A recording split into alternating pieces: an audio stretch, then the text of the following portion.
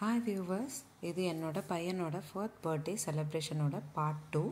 Part 1ல நான் 5 varieties cover பண்ணியிருந்தேன். நான் ஒரு வெரைட்டி அதில் மிஸ் பண்ணிட்டேன். அதனால் part 2 வீடியோ மேக் பண்ணுறேன். part 2ல நான் கோபி மஞ்சூரியன் மட்டும் எப்படி செஞ்சேன் அப்படின்ற ஒரு ஷார்ட் வீடியோ போட்டிருக்கேன். கோபி மஞ்சூரியன் செய்கிறதுக்கு நான் இங்கே வீடியோவில் உங்களுக்கு பொரிக்கிறது காமிக்கிறேன். கோபி மஞ்சூரியனுக்கு கோபி எல்லாம் பொரிக்கிறதுக்கு நான் என்னென்ன மாவு சேர்த்துக்கிட்டேன்னா 100 கிராம் மைதா மாவு, 50 கிராம் கார்ன்ஃப்ளோர் ரெண்டும் சேர்ந்து தோசை மாவு பதத்துக்கு கலந்துக்கிட்டேன்.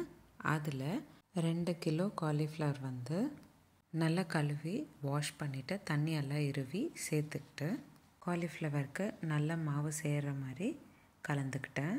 எல்லா காலிஃப்ளவர் பொரிச்சக்கப்புறம் ஒரு கடாயில் 30 கிராம் போல் எண்ணெய், 15லேருந்து 20 பல் பூண்டு பொடிசாக கட் பண்ணிக்கிட்டது, கூடவே எல்லா கலர் குடமிளகாவும் சேர்த்துக்கிட்டேன். எல்லாமே நல்லா வதங்கணும். ஒரு 5 நிமிஷம் போல் வதங்கினக்கப்புறம் 5 ஸ்பூன் டொமேட்டோ கெச்சப் சேர்த்துக்கோங்க. கூடவே 2 ஸ்பூன் சோயா சாஸ், 4 ஸ்பூன் தண்ணியில் கலந்தது, 1/2 ஸ்பூன் உப்பு சேர்த்துக்கிட்டு நல்லா கலந்து விடுங்க. 1 நிமிஷம் போல் கலந்து விட்டால் போதும்.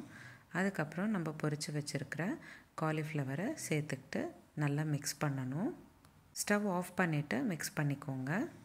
சாஸ் நல்லா காலிஃப்ளவருக்கு எல்லா பக்கமும் கோட் ஆகிற அளவுக்கு மிக்ஸ் பண்ணிக்கணும். உங்களுக்கு கோபி மஞ்சூரியன் கொஞ்சம் ட்ரையாக இல்லாமல் செமி கிரேவியாக வேணும் அப்படின்னு நினச்சிங்கன்னா கார்ன்ஃப்ளோர் தண்ணியில் கலந்து சேர்த்துக்கோங்க. நான் இன்றைக்கி உங்களுக்கு ட்ரையாக தான் காமிச்சிருக்கேன். இந்த வீடியோ பிடிச்சிருந்தால் லைக் பண்ணுங்கள், ஷேர் பண்ணுங்கள். இந்த ரெசிபி ட்ரை பண்ணிவிட்டு எப்படி இருந்ததுன்னு எனக்கு கமெண்ட் பாக்ஸில் கமெண்ட் பண்ணுங்கள். கீழே டிஸ்கிரிப்ஷன் பாக்ஸில் part 1ஓட வீடியோ ஆட் பண்ணுறேன். டெய்லி இந்த மாதிரி ரெசிபி பார்க்குறதுக்கு என்னோடய சேனல் சப்ஸ்கிரைப் பண்ணிக்கோங்க. மீண்டும் சந்திப்போம் ஒரு அழகான ரெசிபியுடன். தேங்க்யூ.